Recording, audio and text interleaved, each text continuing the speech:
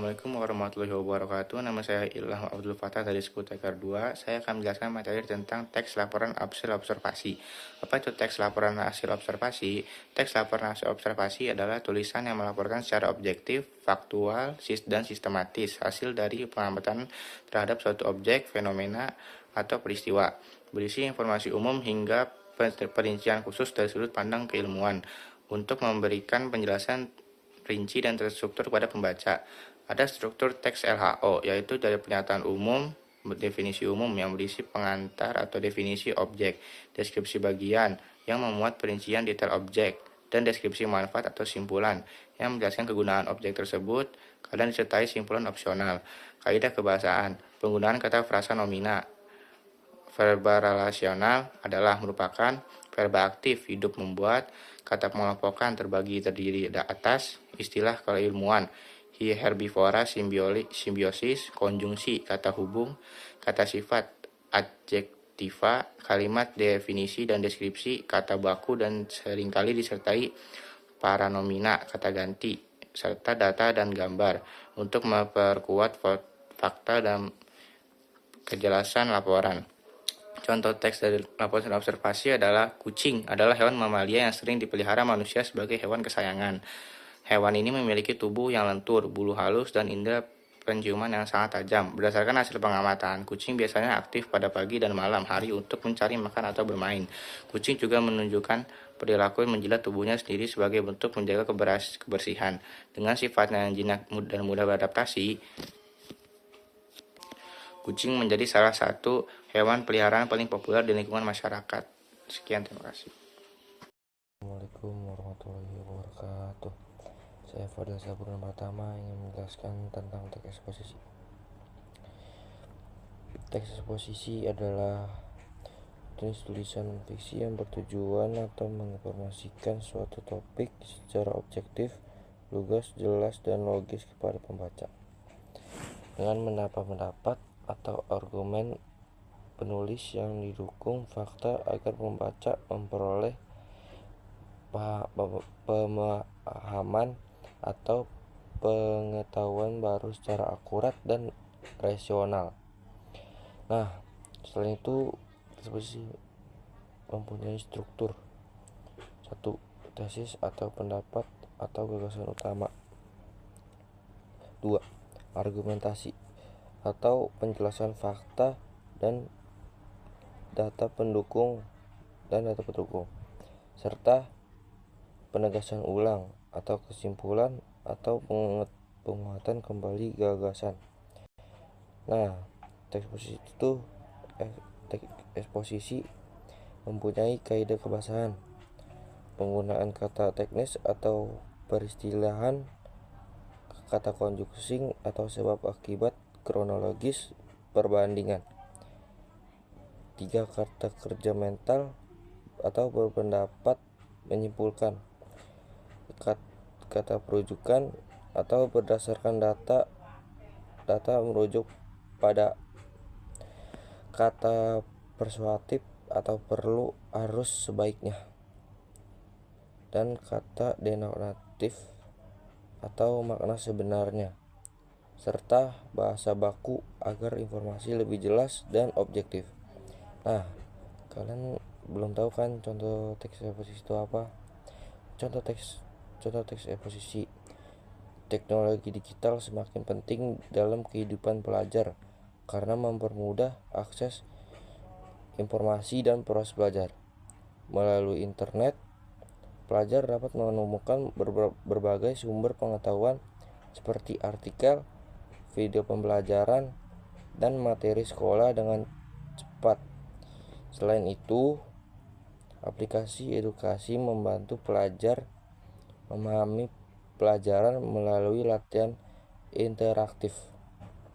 Teknologi juga memungkinkan komunikasi antara guru dan siswa menjadi lebih mudah melalui platform daring. Dengan berbagai manfaat tersebut, teknologi digital terbukti mendukung peningkatan kualitas belajar pelajar. Nah, Sekian dari saya, sudah selesai. Itulah tentang teks evaluasi. Assalamualaikum warahmatullahi wabarakatuh. Assalamualaikum warahmatullahi wabarakatuh. Nama saya Andika Reza Pratama dari XTKR 2 absen 2. Satu pengertian anekdot dalam komik.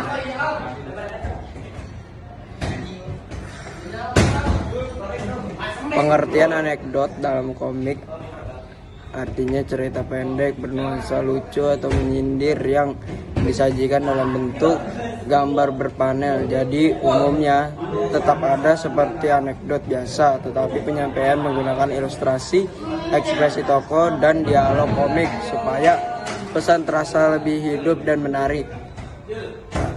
2 ciri-ciri anekdot dalam komik.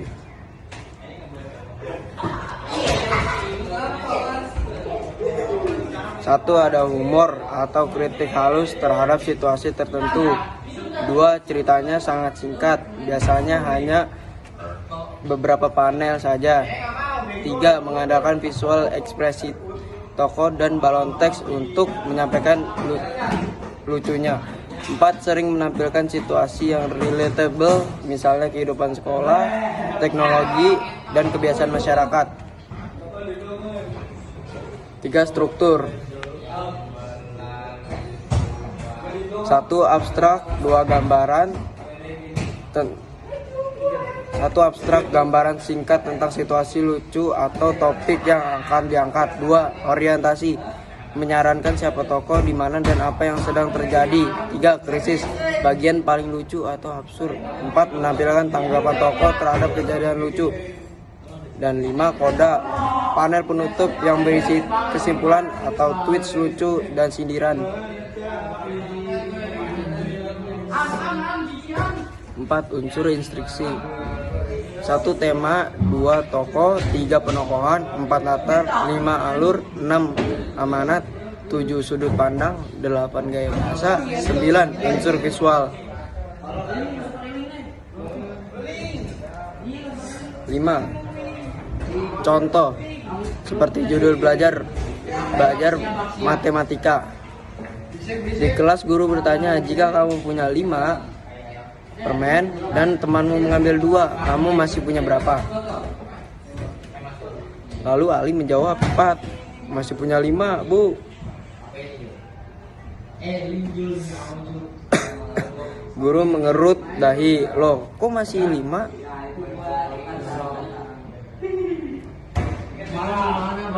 Ali tersenyum, soalnya saya nggak bakal kasih permen itu ke siapapun.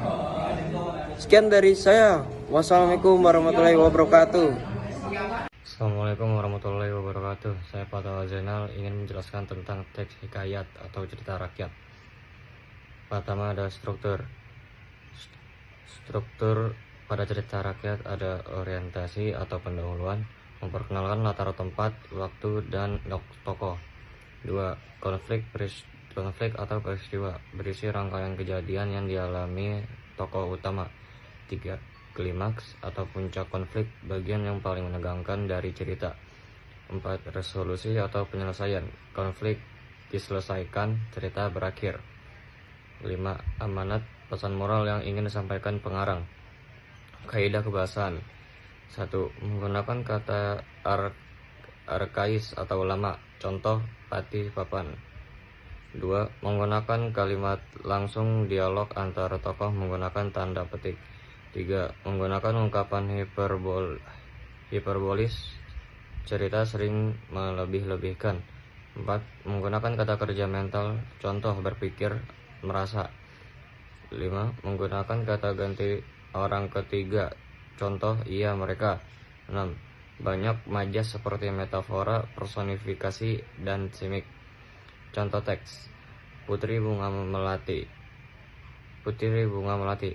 Pada zaman dahulu, hiduplah seorang putri bernama Bunga Melati.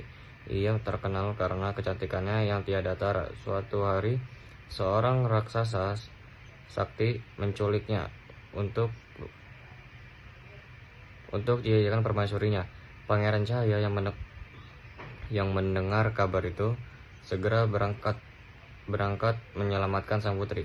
Ia bertarung dengan raksasa hingga akhirnya berhasil mengalahkannya. Putri Bunga Melati pun kembali ke kerajaannya dengan selamat dan rakyat bersukacita.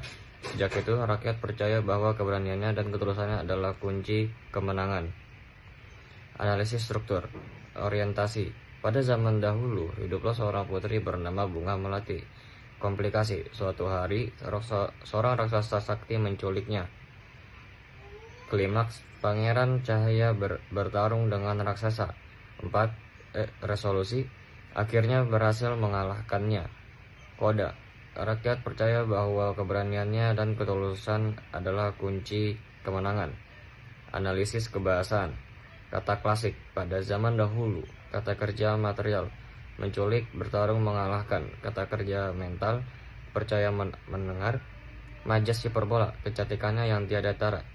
Deskripsi hidup, putri cantik, raksasa sakti. Terima kasih. 2, 3. Sekian dari kami. Assalamualaikum warahmatullahi wabarakatuh.